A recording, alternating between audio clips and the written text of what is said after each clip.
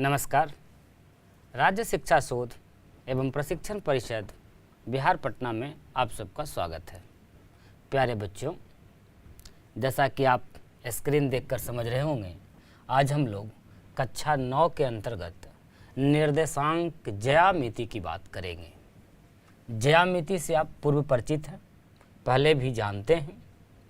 तो आइए आज हम समझते हैं कि निर्देशांक ज्यामिति क्या है और इसकी आवश्यकता क्यों पड़ी। तो सबसे पहले आप ये जानिए कि किसी भी बिंदु को, किसी भी पॉइंट को यदि संख्या रेखा पर दिखाना होता है तो हम लोग पूर्व की कक्षा में पढ़े हैं और जानते हैं कि संख्या रेखा पर संख्याओं को कैसे दिखाया जाता है। संख्या रेखा क्या होता है ये आपको पता है, नंबर लाइन। इसमें कहीं भी किसी संख्या को दिखाना है, 1 2 3 4 या ऋणात्मक संख्या को, तो हम लोग इस प्रकार आसानी से दिखा पाते हैं एक संख्या रेखा पर। अब इसी में यदि रेखा पर ना दिखा करके किसी एक समतल में, किसी एक तल में किसी बिंदु को दिखाना हो तो उसे हम लोग कैसे दिखाएंगे, आइए इस बात को समझते हैं। कुछ उदाहरण के साथ इसे समझेंगे तो ज़्यादा ठीक रहेगा। किसी भी चीज़ की सही स्थिति बताने के लिए, किसी एक बिंदु की स्थिति बताने के लिए तो आपने देखा कि संख्या रेखा से काम चला जाता है। अब यदि हम इसी को थोड़े इधर एक चित्र बनाए हैं, ये एक नगरीय व्यवस्था का चित्र है। मान के चलिए कि हमने बनाया है कि एक मुख्य सड़क है पूरब से पश्चिम की ओर, जिससे कई सारे गली निकले हुए हैं, सब मार्ग हैं, एक मुख्य मार्ग है और उसमें बहुत सारे मकान बने हुए हैं। अब इसमें से किसी का मकान का यदि स्थिति हमें जानना है या मकान का स्थिति बताया गया है, उस मकान को ढूंढना है तो किस प्रकार ढूंढेंगे। जैसे हम यदि कह दें कि किसी का मकान मार्ग 3 में है, तो क्या इतना कह देने भर से आपके दोस्त का मकान आपको मिलेगा? हमने कहा कि आपका दोस्त का मकान का हम एड्रेस दे रहे हैं, स्थिति बता रहे हैं बच्चों कि आपके दोस्त का मकान मार्ग 3 में है। तो चलिए हम लोग ढूंढते हैं मार्ग 3 में। आप देखेंगे कि यहाँ है हमारा मार्ग 3। अब मार्ग 3 के लिए पश्चिम से ये जो रास्ता है, तीसरा रास्ता है। मार्ग 3 में जैसे ही जाएंगे तो यहाँ पर बहुत सारा मकान है। अब इसमें से कौन सा मकान है, बहुत मुश्किल होगा ढूंढना। तो एग्जैक्ट बताने के लिए, सही बताने के लिए मार्ग संख्या के साथ ही साथ उसका हाउस नंबर भी बताना होगा। या मार्ग ना बताएं, सिर्फ हाउस नंबर बता दें तो भी आप नहीं पहुंच सकते हैं। जैसे हम कह दें कि आपका दोस्त का मकान संख्या 2 है, दूसरा मकान है। अब दूसरा मकान देखिए सब गली में है, इसमें भी है, इसमें भी है, सब में है, तो कौन सा दूसरा मकान है? ये समस्या उत्पन्न हो रही है। किसी भी बिंदु को, किसी भी स्थान को लोकेट करने के लिए, बताने के लिए, उसका एग्जैक्ट लोकेशन के लिए किसी एक बिंदु से काम नहीं चल जाता है, जैसे कि पहले संख्या रेखा पर चल रहा था। तो उसके लिए आपको यदि 2 इन्फॉर्मेशन दे दें, हम 2 सूचना दे दें, जैसे हम कहें कि आपका दोस्त का मकान दूसरे मार्ग में 5वां नंबर है।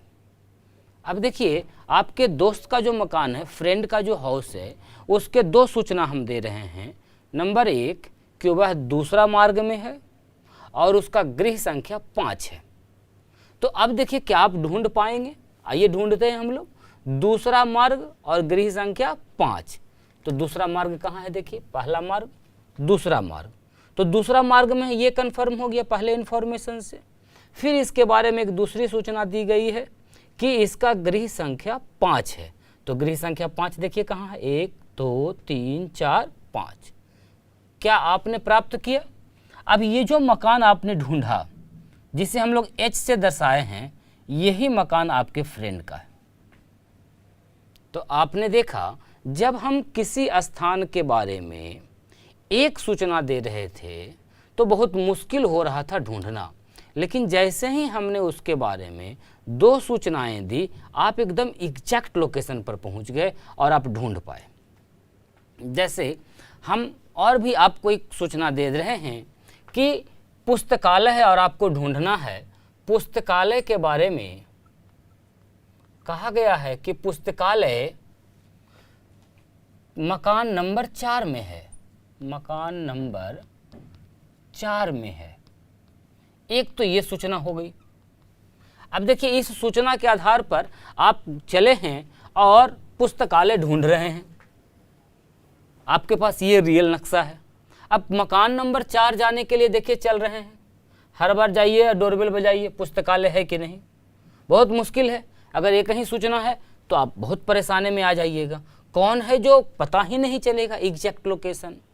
अब देखिए, इसी के साथ यदि एक सूचना और जोड़ दें, ये पहला सूचना था, दूसरा सूचना हम ये जोड़ दें कि पुस्तकालय जो है आपका मार्ग 7 में है, पुस्तकालय मार्ग 7 में है। अब देखिए, पुस्तकालय का लोकेशन दिया गया है दो चीज से, एक तो कि वो 7वें नंबर मार्ग में है और दूसरा कहा गया है कि मकान नंबर 4 है। तो आइए हम लोग ढूंढते हैं 7वां नंबर मार्ग। आप देखिए, मार्ग 1 यहाँ है, 2, 3, 4, 5, जैसे जैसे हम लोग पूर्व की ओर बढ़ रहे हैं मकान संख्या बढ़ते जा रही है, 6, 7 और 8। तो 7वां नंबर मार्ग में, अर्थात इसी में पुस्तकालय है, जहाँ भी है इसी रोड में है, इसी मार्ग में है, इसी रास्ते पर है। अब उसमें भी दिया गया है कि मकान नंबर 4, तो 7वां मार्ग में मकान नंबर 4 यदि हम ढूंढें, 1, 2, 3, 4, तो क्या आपको एक बिंदु मिल रहा है? ये देखिए, जिसका हमने P से नामकरण किया है। हमने देखा कि आप आसानी से पुस्तकालय ढूंढ पाए। P, बिंदु P जो है वही क्या है आपका?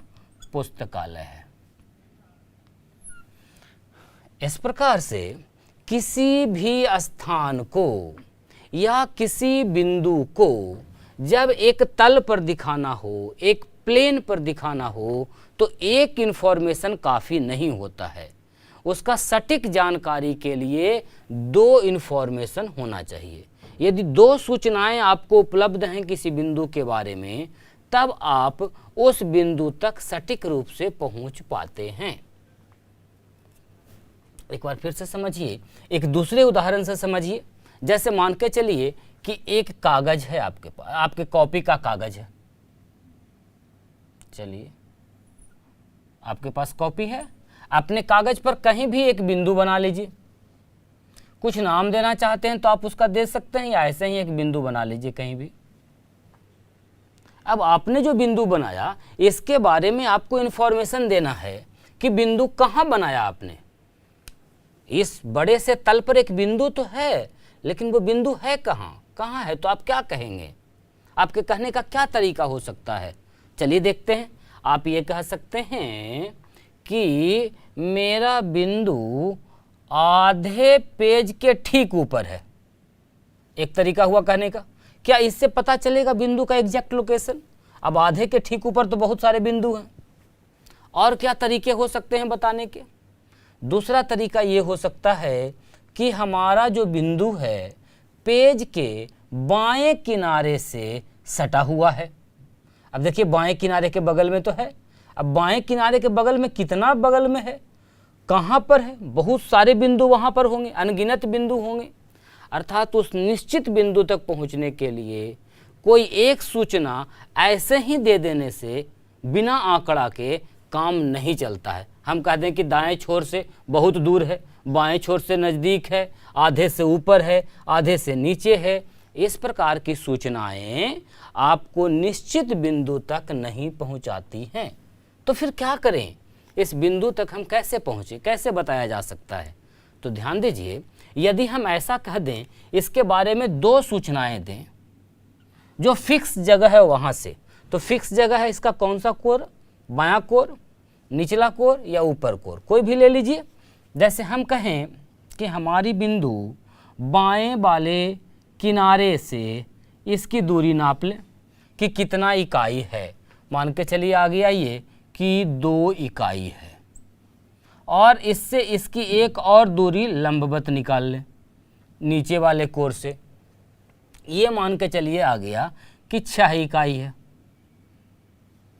अब देखिए, यदि इस बिंदु के बारे में हम कहें कि हमारा जो बिंदु ए है, यह बिंदु ए जो कागज दिया गया है उसके बाएं किनारे से 2 एकक एवं निचला छोर से 6 एकक लंबवत दूरी पर है, या दूरी पर है, वही बात है, लंबवत दूरी पर है। यदि इस प्रकार का इंफॉर्मेशन हम देते हैं तब देखिए एकदम ठीक ठीक बिंदु ए पर पहुंच सकते हैं आप। अब इस सूचना के साथ आप एक अद्वितीय बिंदु ए पर पहुंचेंगे जो सिर्फ वही बिंदु होगा। इस सूचना के साथ कोई दूसरा बिंदु इस तल पर आपको नहीं मिलेगा। तो बस इतनी बातें हम आपको बताना चाह रहे हैं कि किसी लोकेशन को, किसी जगह को स्पष्ट करने के लिए 2 प्रकार की सूचनाओं का होना आवश्यक है, और वो 2 सूचनाएं जो हैं वो एकदम एग्जैक्ट लोकेशन को बताती है। ठीक इसी प्रकार का आप देखेंगे कि कहीं भी कोई स्थान का भी जब आप लोकेशन निकालते हैं तो उसमें भी 2 प्रकार की सूचनाएं आपको रहती हैं। इन्हीं सब बातों को ध्यान में रख करके किसी बिंदु को कैसे दिखाया जाए, कैसे दर्शाया जाए, इस चीज़ के लिए ही गणित की एक विशेष शाखा निर्देशांक ज्यामिति का आविष्कार हुआ। तो आइए इसके बारे में बात करते हैं।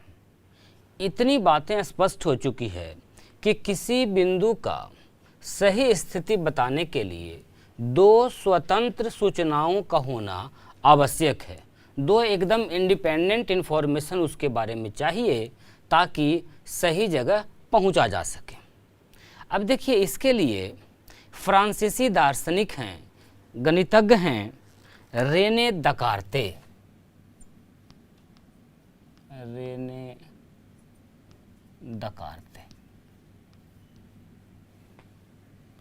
फ्रांसीसी हैं,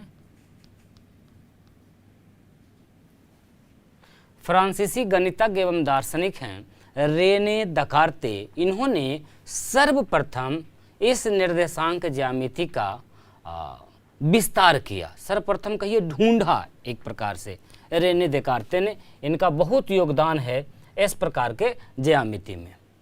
इन्होंने ही ये बताया, सबसे पहले ये महसूस किया कि किसी बिंदु को कैसे दर्शाया जा सकता है, दिखाया जा सकता है एक प्लेन पर, एक तल पर। इनके बारे में कहा जाता है कि अक्सर लोग सुबह सुबह उठने में ज़रा देर करते हैं और बेड पर देर तक पड़े रहते हैं।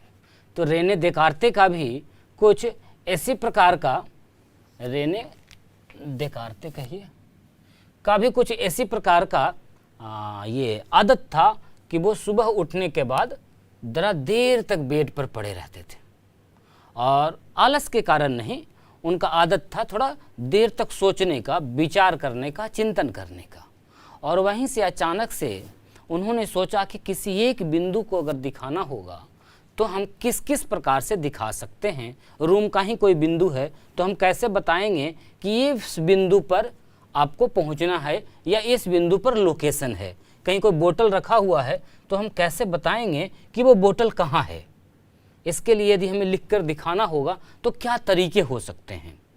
तो सबसे पहले फ्रांसीसी गणितज्ञ और वैज्ञानिक रेने दकार्ते ने 17वीं शताब्दी में इसके बारे में बताया। 17वीं शताब्दी, और तब से ये पूरा फलता फूलता गया और आज तो गणित का एक बहुत ही प्रमुख शाखा, प्रमुख अंग हो गया है। ये 9वीं कक्षा में, आज की कक्षा में हम लोग निर्देशांक ज्यामिति का ये परिचय लेंगे। बहुत विस्तार से नहीं जानना है, लेकिन इसका बहुत विस्तार आगे की कक्षाओं में आपको मिलेंगे। तो आइए हल्का जान पहचान परिचय हम लोग निर्देशांक ज्यामिति से करते हैं। निर्देशांक ज्यामिति को बनाने के लिए चूंकि रेने दकार्ते का बहुत बड़ा हाथ था, इनका ही पूरा सोच था, थॉट था, अतः इन्होंने जो ज्यामिति बनाया उसके लिए जो पद्धति निकाला, जो सिस्टम निकाला, उसे हम लोग कार्तीय, इनके नाम के ही आधार पर, इन्हीं के सम्मान में हम लोग कहते हैं कार्तीय पद्धति।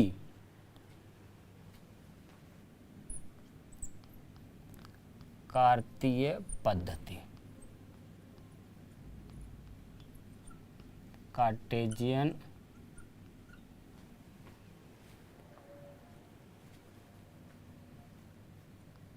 सिस्टम, कार्तीय पद्धति।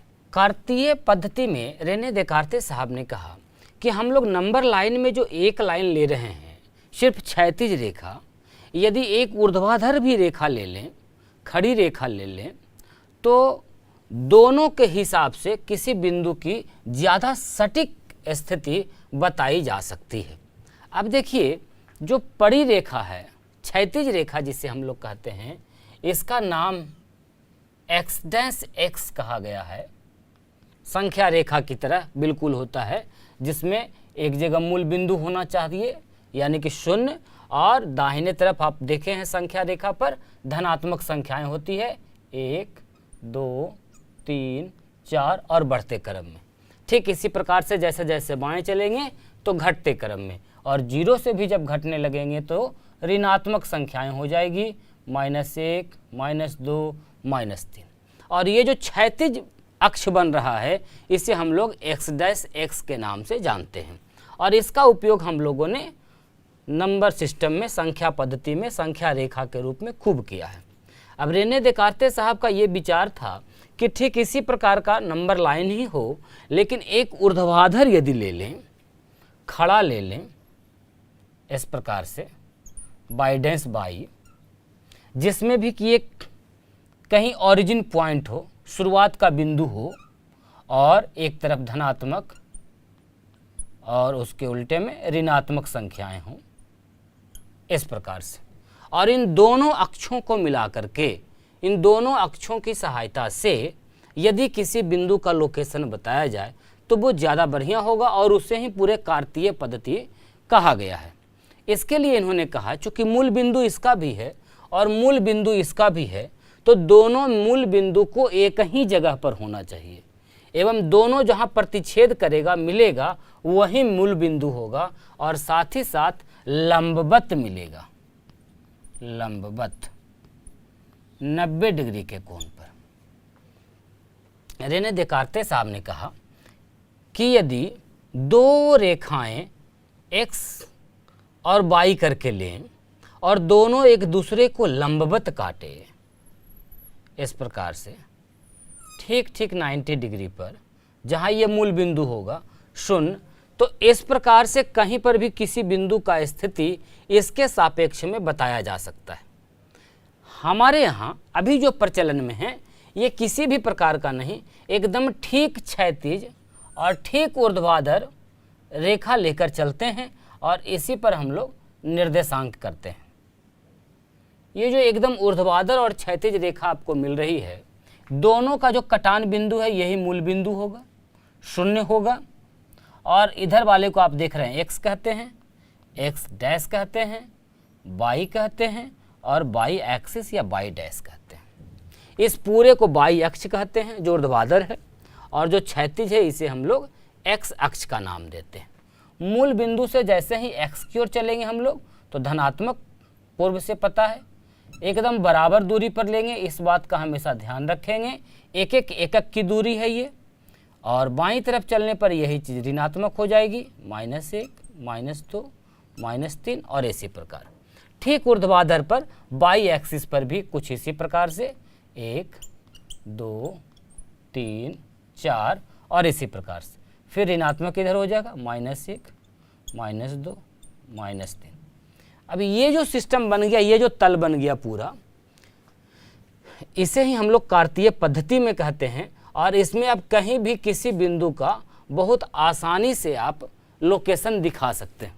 तो इसके लिए सबसे पहले आपको ये जानना है कि ये जो पड़ा हुआ है ये एक्स अक्ष हो गया, एक्स अक्ष या एक्स एक्सिस, जो ऊर्ध्वाधर है बाई बाइडेंस वो हो गया आपका बाई अक्ष या बाई एक्सिस, और जिस बिंदु पर ये कट रहा है ये है आपका मूल बिंदु, ओरिजिन पॉइंट। मूल बिंदु, ऑरिजिन पॉइंट।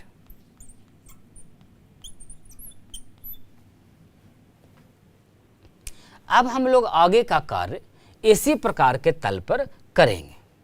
प्यारे बच्चों, ये जो कार्तीय तल हमने बनाया है, जिसे कार्तीय पद्धति कहते हैं, ये एक तल को इस प्रकार से भागों में बांटा गया है। आप जिसे समझ रहे हैं, ये एक्स एक्सिस है, एक्स एक्स डैश जो पड़ा हुआ है, क्षैतिज है, और ये जो खड़ा है आपका ऊर्ध्वाधर, इसे हम लोग कहते हैं बाई अक्ष या बाई बाई डैश। ये जो बिंदु है जहाँ पर दोनों रेखाएं एक दूसरे को काट रही हैं, जहाँ से कि शुरू हो रहा है धनात्मक और ऋणात्मक, इसे हम लोग मूल बिंदु के नाम से जानते हैं, ऑरिजिन पॉइंट के नाम से जानते हैं। अब देखिए, जो पूरा मेरा पेज था, पूरा तल था, ये तल 4 भाग में बंट गया है। इसे हम लोग चतुर्थांश कहते हैं, माने चौथा अंश, चौथाई हिस्सा जिसे कह सकते हैं आप, चतुर्थांश।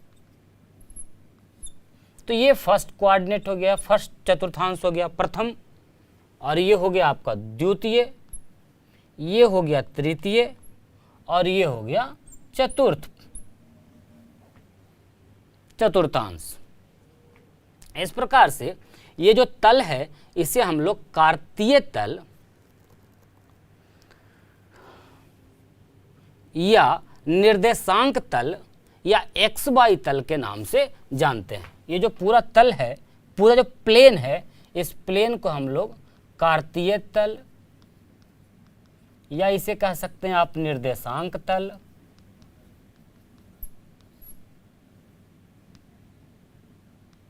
या इसे एक्स वाई प्लेन या एक्स वाई तल भी कहा जाएगा।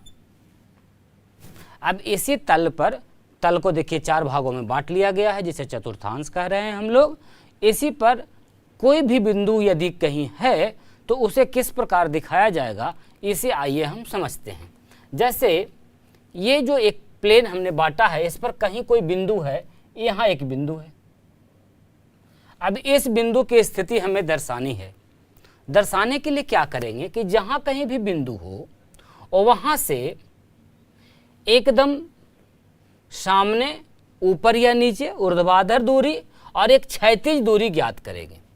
तो इस बिंदु से देखिए, किसी भी अक्ष का, एक्सिस का, तो जब हम क्षैतिज दूरी निकालेंगे तब वो किसका होगा, बाई अक्ष का होगा। ये देखिए, और जब आप ऊर्ध्वाधर दूरी निकालेंगे इस बिंदु से, तो इसका ऊर्ध्वाधर दूरी कहाँ पर जाके मिलेगा, एक्स अक्ष पर मिलेगा। ये एक बिंदु है जिसका नाम हम ए दे रहे हैं कि ए बिंदु का लोकेशन क्या है। तो ध्यान दीजिए, यहाँ से लेके ए तक की जो दूरी है, मूल बिंदु से लेके यहाँ तक की दूरी को दिखा रहा है। उसी प्रकार से ए से लेके ये जो ऊर्ध्वाधर दूरी है, ये वाई अक्ष पर दिखा रहा है। तो ये वाली जो दूरी है आपका क्षैतिज दूरी, और ये क्षैतिज दूरी देखिए कितना है, 3 है, यानी बाई अक्ष की दूरी। इसे हम लोग भुज कहते हैं। भुज किसे कह रहे हैं, एक बार फिर से समझिए। किसी भी बिंदु से बाई अक्ष की दूरी, बिंदु से, किसी भी बिंदु से बाई अक्ष की, बाई एक्सिस की लंबवत दूरी, लंबवत दूरी क्या कहलाएगी, भुज, अबसिसा। भुज जिसे अंग्रेजी में अबसिसा भी कहा जाता है। इसे हम लोग कह सकते हैं एक्स कोऑर्डिनेट। जो भुज है ये वस्तुतः एक्स कोऑर्डिनेट को दर्शाता है, एक्स निर्देशांक को दर्शाता है, एक्स निर्देशांक। तो इस स्थिति में यह देखें, बिंदु ए के लिए कि एक्स निर्देशांक कितना है, इसकी दूरी यहाँ से यहाँ तक कितनी है, तो वो आप देख रहे हैं कि 3 इकाई है। इस स्थिति में बिंदु ए के लिए एक्स निर्देशांक कितना है, 3 इकाई। ठीक इसी प्रकार से बिंदु से ये जो दूरी हो रही है एक्स एक्सिस की, एक्स अक्ष की जो दूरी है लंबवत ही, यानी हम ऐसा कह सकते हैं कि बिंदु से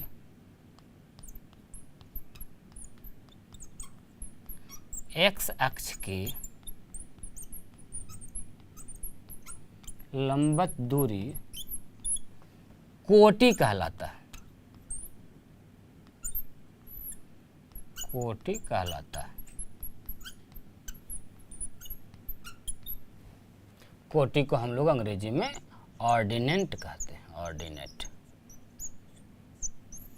और कोटि जो कहलाएगा, हमने क्या कहा, बिंदु से एक्स अक्ष की लंबवत दूरी। तो ये देखिए, ये किस पर है, ये दूरी कितने के बराबर है, 1 इकाई की। तो यहाँ पर इसका जो निर्देशांक है, बाई निर्देशांक भी इसे कहा जाएगा, बाई निर्देशांक है आपका 1 इकाई। तो ध्यान दीजिए, इस बिंदु के लिए 2 निर्देशांक आपको मिले, एक मिला x निर्देशांक, और x निर्देशांक का मतलब बाई अक्ष की दूरी, और एक मिला बाई निर्देशांक मतलब कि x अक्ष की बिंदु से दूरी, जिसे हम लोग x निर्देशांक को भुज भी कहते हैं और बाई निर्देशांक को कोटि भी कहते हैं। इस प्रकार से कहीं भी यदि प्लेन में कोई बिंदु हो तो उसका आप x निर्देशांक और बाई निर्देशांक ज्ञात कर सकते हैं। जैसे मान के चलिए कि यहाँ पर एक बिंदु है हमारा, बिंदु P। तो आइए तेजी से हम बिंदु P का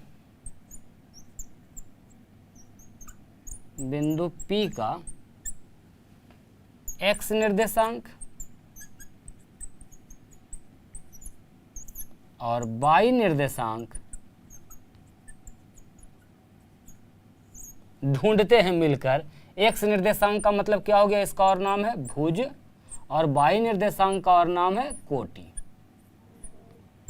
ढूंढने का क्या तरीका है, किसी भी बिंदु का यदि x निर्देशांक आपको ढूंढना है तो इसके लिए इससे बाई अक्ष पर इसकी लंबवत दूरी निकालनी होगी, लंब डालना होगा, और ये जो दूरी है इसे आपको देखना होगा x अक्ष पर कि कितना के बराबर है। तो आप देख पा रहे हैं, ये दूरी यदि हम इस पर लें तो ये कहाँ तक आ जाएगा, -2 तक आ जाएगा। तो उसका x निर्देशांक हो गया आपका -2, दूरी है 2 इकाई। ठीक इसी प्रकार से यदि बाई निर्देशांक की बात करें तो बाई निर्देशांक कैसे निकलेगा बच्चों, बिंदु P से x अक्ष की लंबवत दूरी। तो यहाँ से एक लंब डाल लिए सामने x अक्ष पर, ये जो दूरी बना इस दूरी को हम लोग कहते हैं आपका कोटि या बाई निर्देशांक। तो ये दूरी कैसे निकलेगा, इसके लिए आइए सामने में एकदम ठीक बराबर जो है कितनी दूरी पर है, 3 इकाई पर है। तो उसका बाई निर्देशांक हो गया आपका 3। इस प्रकार से किसी भी बिंदु का भुज और कोटि या x निर्देशांक और बाई निर्देशांक आप आसानी से ज्ञात कर सकते हैं।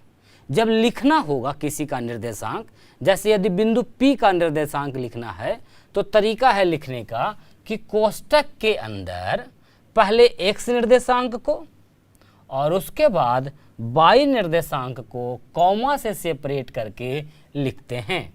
किसी भी बिंदु का कोऑर्डिनेट लिखने के लिए ये एकदम ध्यान रखिए, सब लोग इस नियम को मान रहे हैं कि पहले x कोऑर्डिनेट लिखेंगे, उसके बाद बाई कोऑर्डिनेट लिखेंगे, और यही हमेशा करेंगे। या कहीं लिखा हुआ भी यदि आपको मिले तो आप समझिए जो पहली इकाई है वो x कोऑर्डिनेट के लिए है और जो दूसरा है वो बाई कोऑर्डिनेट के लिए है। तो इस प्रकार बच्चों हम ये समझ रहे थे कि निर्देशांक ज्यामिति की क्या आवश्यकता है। तो आपका परिचय हमने करवाया फ्रांसीसी दार्शनिक एवं गणितज्ञ रेने दकार्ते से, जिन्होंने कि सबसे प्रथम निर्देशांक ज्यामिति का नींव रखा। और इसमें हम लोगों ने जाना कि किसी बिंदु का एग्जैक्ट लोकेशन के लिए, सही निर्देश के लिए हमें 2 बिंदुओं की आवश्यकता होती है। और आज इसी का उपयोग करके आप देख लीजिए जितना भी लोकेशन वगैरह है, गूगल का, मैप का, ये सब जगह हम लोग 2 लोकेशन का उपयोग करते हैं। ऐसे भी आम जीवन में आपके रूम में ही कहीं आपका जो बेंच है, आपका जो स्थान है, उसे यदि बताना होगा कि आप कहाँ बैठे हैं, क्या स्थान है आपका रूम में, तो वो कैसे बताएंगे। तो उसमें ये आपका निर्देशांक ज्यामिति बहुत उपयोगी होने वाला है। तो हम लोग अगली कक्षा में जब मिलेंगे तो इस पर आधारित और भी प्रश्न करेंगे कि किस कोऑर्डिनेट में किस बिंदु को और कैसे कैसे दिखाया जा सकता है। साथ ही साथ बिंदु जो दिया गया है उसका क्या कोऑर्डिनेट होगा, एवं यदि किसी का कोऑर्डिनेट दिया हुआ है तो उस बिंदु को हम लोग कैसे ढूंढेंगे, ये काम करेंगे। आज हल्की परिचय हुई, इससे संबंधित अभ्यास के हल्के हल्के प्रश्न हैं, उसे आप करके देखें। साथ ही साथ मित्रों के साथ जब आप वर्ग कक्ष में बैठें तो आप अपनी अपनी स्थिति को डिफाइन करें। आप वर्ग कक्ष में जहाँ बैठे हुए हैं वो कहाँ बैठे हुए हैं इसे बताने का प्रयास करें। बेंच की संख्या से, उसका रो की संख्या से, या फिर कमरे की दीवार से दूरी के हिसाब से, और ठीक इसी प्रकार की सूचना आप अपने मित्र से भी एकत्र कीजिए। और यही जो सूचना है यही निर्देशांक है, नया कुछ भी नहीं है। तो हम लोग मिलते हैं और नई जानकारी के साथ, इसी के बारे में थोड़ा और जानकारी के साथ अगली कक्षा में। तब तक के लिए आप इसके लिए जो अभ्यास के एक्टिविटी दिए गए हैं, गतिविधि दिए गए हैं आपके पाठ्य पुस्तक में, उसे कीजिए।